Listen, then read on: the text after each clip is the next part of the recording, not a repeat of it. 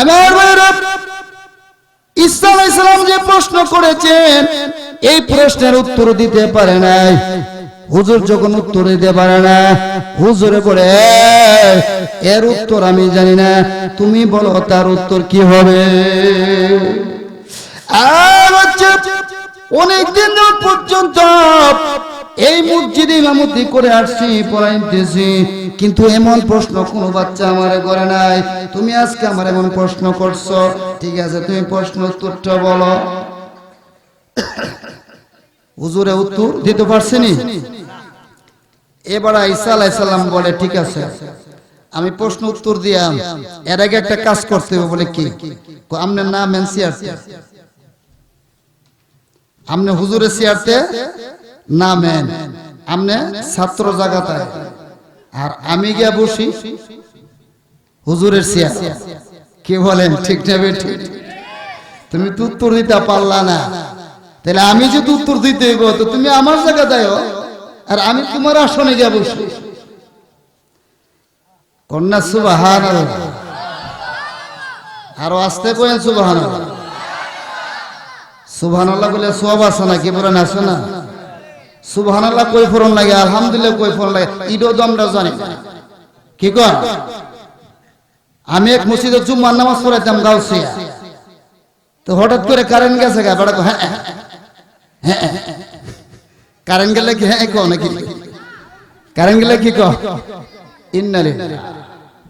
আবার কুতু পরে কারণ আই পড়ছে, কো আরে বাবা রে বাবা, কারণ আইলি কি বাবা রে বাবা কো? কি কো? আলহামদুলিল্লাহ। তে কোন সময় আলহামদুলিল্লাহ, কোন সময় সুবহানাল্লাহ, এগুলি তো আমরা জানি না, জানা দরকার আছে না? কি বলেন ঠিক না বেটি? এই হুজুর বলল বাবা বাবা গো তুমি আসো গো বাবা, আমার চেয়ারের মধ্যে তুমি বসো, আমি তোমার ছাত্র যোগ্য, তুমি আমার উস্তাদ। আমার ভাইয়েরা বাবারা, ঈসা পয়গম্বর এবার উস্তাদরা শুনে গিয়া বসলেন, আর এই হুজুর আইসা বসলো ছাত্ররা শুনে। এবার ঈসা পয়গম্বর ডাক দিয়ে বলে, ও হুজুর শুনিয়া রাখেন, সমস্ত অক্ষরগুলো বর্ষা, আর এই আলিফ অক্ষরটা কেন দাঁড়ানো জানেননি? না, ও এই জন্য দাঁড়ানো, এটা বুঝাইতেছে ওয়ান। কি বুঝাইতেছে? ওয়ান। ওয়ান মানে কি? এক। ওয়ান মানে কি? ওয়ান আল্লাহ। আল্লাহ কয়জন? আল্লাহ হলেন একজন। ওয়ান আল্লাহ, এক আল্লাহ। হুজুর এই কায়দা পড়ার আগে সর্বপ্রথম সে নিয়ত করতে হবে আল্লাহ এক, আল্লাহর সাথে কোনো শরীক নাই, আল্লাহর সাথে কোনো শরীক নাই, এরকম নিয়ত করতে হবে, এরকম ঈমান আনতে হবে। এরকম নিয়ত করে, এরকম ঈমান আননা যদি কোরআন শরীফ পড়ে, আলিফ বা তাসা পড়ে, এক একটা অক্ষরের বিনিময়ে আমার আল্লাহ রাব্বুল আলামিন 30টা নেকি তারে দান করবে। এক একটা অক্ষরের বিনিময়ে নেকি কয়টা? আমার ভাইয়েরা বাবারা, বর্তমানের জমানার এক দাজ্জাল, দাজ্জাল চিনেন না আপনারা? এই দাজ্জাল থাকবো কানা। কি থাকবো? এই দাজ্জাল একবার আনা রব্বুকা, আমি তোমার রব। যারা মুমিন তারা বলবে লাইসা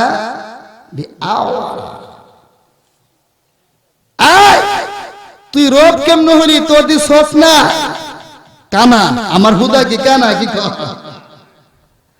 তুই তো আমার হুদা হইতে পারতি না, তুই তো কানা। আমার আল্লাহ তো সকলা, তুই হুদুরে তোর সবটা তুই লাগাই দারস না। ভারতের 7 এক ব্যক্তি, সে বলছে কোরআন শরীফ কেউ যদি পড়ে তাহলে অর্থ না জান না পড়লে তার আমলে সওয়াব হবে না। নাউজুবিল্লাহ কোন? এটা হাদিস বিরোধী। কি বিরোধী বলেন? আল্লাহ রাসূল বলেছেন কোন ব্যক্তি যদি কোরআনের একটি অক্ষর পড়ে, এই একটি অক্ষরের বিনিময়ে আল্লাহ রাব্বুল আলামিন আখিরাতের 30 টাকা দিবেন তারে, 30টা টাকা আল্লাহ তারে দিবেন। এবার অর্থ বুঝে পড়ো না বুঝে পড়ো, সাহাবীরা প্রশ্ন বলেন, ইয়া রাসূলুল্লাহ, আলিফ লাম মিম এগুলি যে অক্ষর, এগুলি পড়লেও কিতা সওয়াব পাবো না? কিতা কহা? আমরা যখন কোরআন শরীফ তেলাওয়াত করি কি পড়ি? আলিফ লাম মিম। আরে মিয়া কোরআন পড়ন লাগে তো, কোরআন পড়লেন, কোরআন ধইলেন, এই কোরআন আপনাকে বেহেশতে নিয়ে যাবে। আমরা কোরআন বুঝি না, বিদুর্মীরা কোরআন পড়তেছে। বর্তমানে বাংলাদেশে শিল্পী আছে, নাম হলো নকল বিশ্বাস। নকল বিশ্বাস বলে একটা গান গাইছে, জানেন? কোরআন লয়া কইতাম নি গান গা। কোরআন হলো এই দুনিয়ার জীবন্ত গ্রন্থ, কোরআন হলো এই দুনিয়ার জীবন্ত গ্রন্থ, উত্তর পাবে এমনি প্রাণবন্ত। কোরআন হলো এই দুনিয়ার জীবন্ত গ্রন্থ। যদি প্রশ্ন করো কোরআন তোমার নাম কি, হে প্রাণপতি, বলবে তখন ইন্নাহু লা কুরআনুল কারীম। যদি প্রশ্ন করো কোরআন তোমার দেশের বাড়ি কই, বলবে তখন লৌহে মাহফুজ ঠিকানাহীন নয়। আল্লাহু আকবার। চিন্তা করছেন, হিন্দু লোক গান গাইছে, কোরআন জীবন্ত গ্রন্থ, এই কোরআন তোমার প্রত্যেকটা প্রশ্নের উত্তর দিবে। চিল্লে বলেন সুবহানাল্লাহ। আজকে কোরআন আমরা ধরি না, কোরআন আমরা জানি না। আমার ভাইয়েরা, এই কোরআনের প্রতিটা অক্ষর পড়লে নেকি কয়টা বলে? 30টা নেকি পাওয়া যাবে। তাহলে বলতেছিলাম যে আল্লাহর সাথে শিরিক করা যাবে না। অনেক সময় আমরা বলি, হুজুর একখানি জমি করছিলাম, যদি জমিটা না করতাম তাহলে শেষই আসতাম, আমার গাইটা যদি না থাকতো 5 কেজি দুধ দে, তাহলে শেষই আসতাম। নাউজুবিল্লাহ, আসতে কোন কে রে? এরকম কইনি, কিন্তু এটা কিন্তু এক ধরনের শিরিক। কি বলে? শিরিক। দুধ দনের মালিক কে? হেতের মধ্যে দান দেওয়ার মালিক কে? আল্লাহ। একটা দৃষ্টান্ত দিলে বুঝবেন। এক ভদ্রলোক ঢাকা চলে যাবে, হুজুররা দাওয়াত দিয়েছে মসজিদে, হুজুর আমরা দেই না, হুজুর আপনি আমার ঘরে খাইবেন। আমি ঢাকা যেতেছি গে, আপনি নিজে যান গা, আমরা কিন্তু কেউ ডাক ডুক দিত না। এরকম দাওয়াত দেই না আমরা। কো আচ্ছা ঠিক আছে, তো হুজুর কো এই বাড়ির মানুষ বাইত না, আমরা দাওয়াত দিছে, বেফর দইব গেলে একটা ছোট একটা বাচ্চা লগে লয়ে লই, বাচ্চাটা ফাঁস দর থেকে খানা আইনা দিব। একটা বাচ্চা লয়ে গেছে, আর ওই মহিলা ভাবতেছে আল্লাহু আকবার, আমার ঘরের মধ্যে হুজুর আসবো, বেফর দই দেব, একটা পর্দা টাঙ্গাইয়া নিচে দা হানা দিম, হুজুরে খাই লেব, একটা পর্দা টাঙ্গাইছে। সুবহানাল্লাহ। চিন্তা করছেন নি? এই মহিলা পর্দা নিছেন মহিলা, হুজুর গিয়ে দে বাচ্চার আর দরকার নাই, সুন্দর সিস্টেম করছে, তোলে দা খাবার দিতেছে। তো বাচ্চাটা হুজুর বলতেছে, তুমি যখন আইছো আমার লগে খাইয়ে লাও, তোমার তো কাজ নাই। কারণ এই মহিলা যে সিস্টেম করছে, ফিদ্যুৎ থেকে খানা রান্না লাগে না, তোল্লা দিলে অটোমেটিক আইব। ফুলাও দিতেছে, মুরগা দিতেছে, কুরমা দিতেছে, আইতেছে। এই বাচ্চাটা মনে মনে বয়ে গো সুবহানাল্লাহ, এমন একটা পর্দা যদি আমরা ভাই থাকতো আর আমার ফলাও দিত, আমি বয়া বয়া বয়া বয়া খাইতাম। কি কর? এ বাচ্চা চিনি আসল মালিক কেডা? চিনছে? কেডা দিতেছে চিনছে? চিনে না, চিনে না। এই বাচ্চা মনে মনে যা করে হুদা জেবলা জায়গা এটা লয়ে যাবো, নিয়ে আমরা ভাই টাঙ্গাই দিব, আর ফুলাও দিব, গুস্ত দিব, বয় বয়।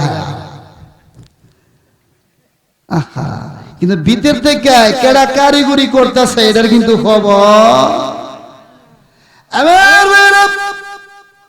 জমিনের মধ্যে তুমি 2টা গুছি লাগাই দিয়ে আসলাও, ইডার ভিতরে কে সুন্দর করে গাজায় গজাইলো, কে ধান গাছ বড় করলো, কে ইডার ভিতরে দান দিল, ইডার ভিতরে কে চাউল বানাইয়া দিল, তোমার কিন্তু খবর নাই, ঠিক না বেঠিক?